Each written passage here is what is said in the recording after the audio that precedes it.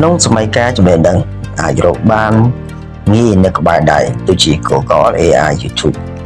ចំណេះដឹងនិងជំនាញលែងជាអាវុធសម្ងាត់ទៀតហើយប៉ុន្តែវាគ្រាន់តែជាសម្បត្តិសម្រាប់ចូលរួមប្រកួតតែប៉ុណ្ណោះអ្វីដែលនៅពីក្រោយភាពជោគជ័យពិតប្រាកដដែលមនុស្សខ្លះមានចំណេះដឹងខ្ពស់តែនៅមិនទាន់ជោគជ័យគឺកត្តាស្នូលទាំងនេះ1អេរិយាបថនិងផ្នត់គំនិតចំណេះដឹងប្រៀបបានដូចជាឡានហើយផ្នត់គំនិតគឺជាអ្នកបើកបរឡានទំនើបចំណេះដឹងខ្ពស់តែអ្នកបើកបរមិនហ៊ានសម្រេចចិត្ត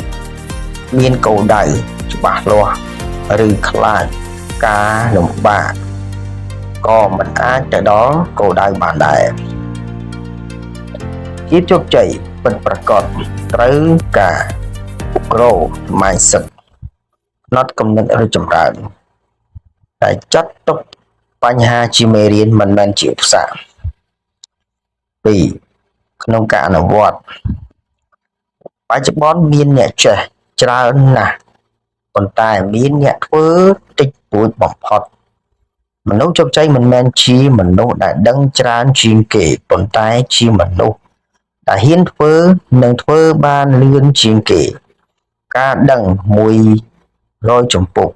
មិនស្មើនឹងការអនុវត្តបាន1ជំពូកឲ្យចេញជាលទ្ធផលឡើយ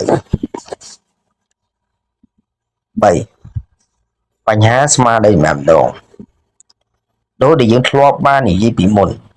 ជោគជ័យគឺជាល្បែងក្រុមអ្នកដែលមានចំណេះដឹងខ្ពស់តែខ្វះ EQ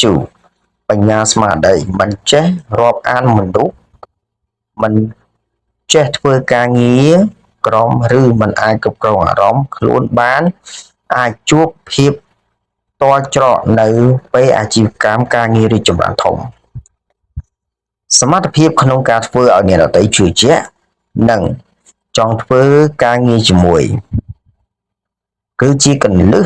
ដែលចំណេះដឹងក្នុងសៀវភៅមិនអាចផ្ដល់ឲ្យបាន4សមធម៌និងទំនុកចិត្តក្នុងលោកនេះអ្នកឆ្លាតច្រើនណាស់តែអ្នកដែលគួរឲ្យទុកចិត្តមានតិចតួចភាពជោគជ័យយូរអង្វែងត្រូវបានកសាងលើទំនុកចិត្តប្រសិនបើអ្នកមានជំនាញខ្ពស់តែខ្វះភាពស្មោះត្រង់អ្នកអាចនឹងជោគជ័យបានឆាប់រហ័សក្នុងរយៈពេលខ្លីប៉ុន្តែនឹងដួលរលំយ៉ាងលឿនបំផុត5វិន័យនិងការអត់ធ្មត់ចំណេះដឹងជំនាញអាចជួយឲ្យអ្នកចាប់ផ្ដើមបានល្អប៉ុន្តែវិន័យប៉ុណ្ណោះដែលអាចជួយអ្នកឲ្យដើរទៅគោលដៅនៅពេលព្យុះសេដ្ឋកិច្ចមកដល់អ្នកដែលនៅសល់មិនមែនជាអ្នកដែលរៀនពូកែជាងគេទេប៉ុន្តែគឺជាអ្នកដែលអត់ធ្មត់ជាងគេសរុបមកចំណេះដឹងជំនាញគឺជាគ្រឹះប៉ុន្តែគុណធម៌ផ្នត់គំនិត